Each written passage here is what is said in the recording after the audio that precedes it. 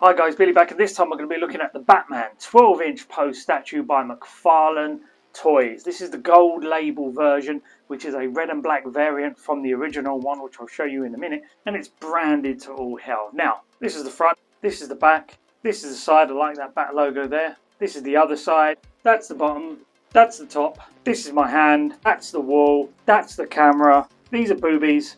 Okay, that's it guys. Let's get this open and have a look at exactly what we get. Okay, before we get this guy out and completely put him on the base and everything, let's have a look at what he comes with.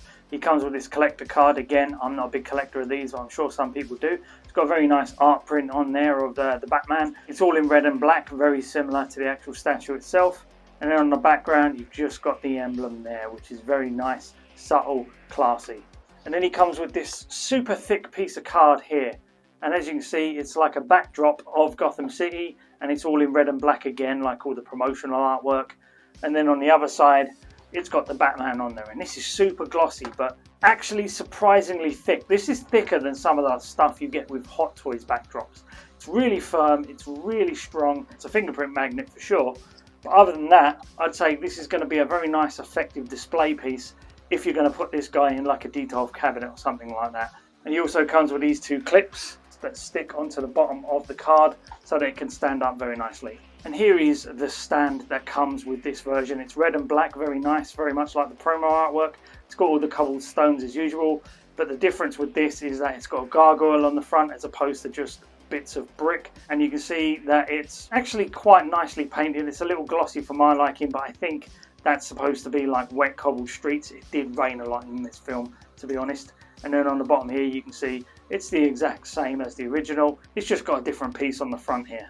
Okay, and here he is just straight out of the box and on the stand, and you can see it's actually really nice looking. I really love the art promo sort of style that they've given this, a red and black motif. It's very simple, it's very subdued, but it's quite effective. He's got all these red bits that make it look like he's being lit on from the side by a red light, very much like when he was in the nightclub in the movie. And you can see that he's on that stand.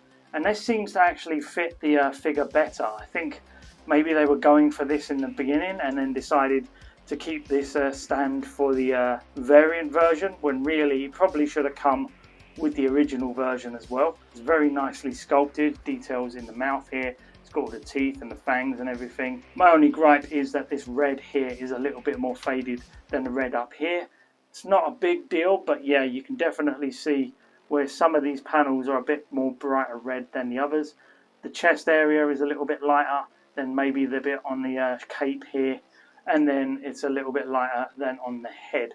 But other than that, it is very nice. Still all the same details as before. You can see that they've actually sculpted in all that cape work. There's still actually some like mold powder or something on here that I've got to wipe off because it's so fresh from the factory.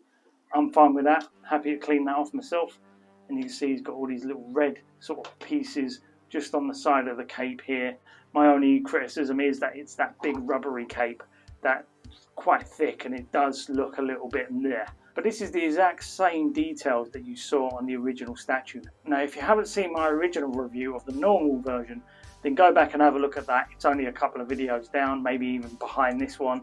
But you can see clearly all the little details. He's still got all those details in the grapnel gun.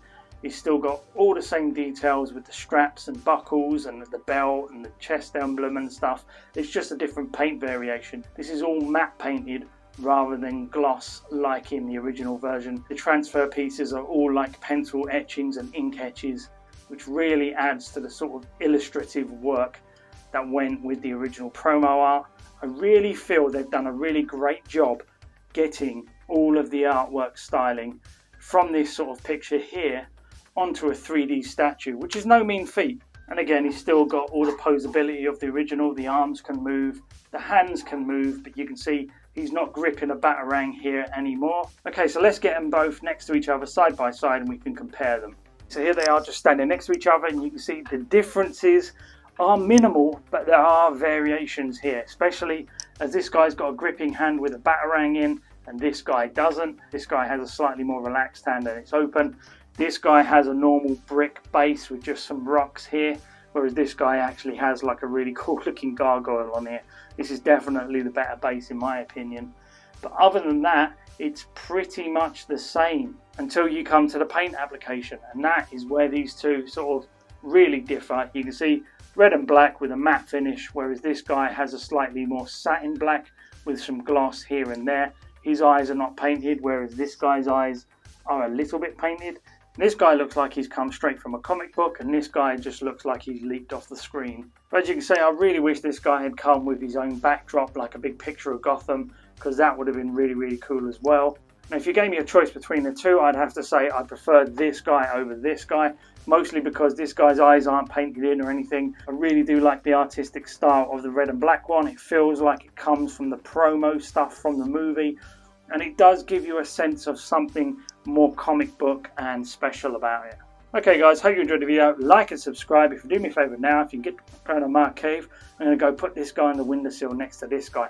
And I'm wondering, how long is it going to take my wife to realise that this is now on the windowsill as well? Feel free to let me know, how long do you think it will take my wife to realise that there's two more Batman statues on the windowsill? Bye bye guys.